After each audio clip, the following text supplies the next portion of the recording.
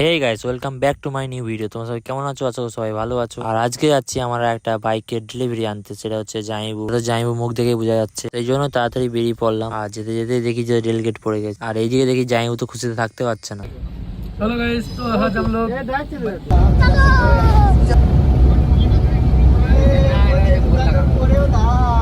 গল্প করতে করতে পৌঁছে গেছি আমরা রয়্যাল এনফিল্ড শোরুমে। আমি এখন চলে এসেছি রয়্যাল এনফিল্ড শোরুমে, ঠিক আছে। এখানে জাইবু গাড়ি নেবে, ঠিক আছে। দেখা যাক কি হয়।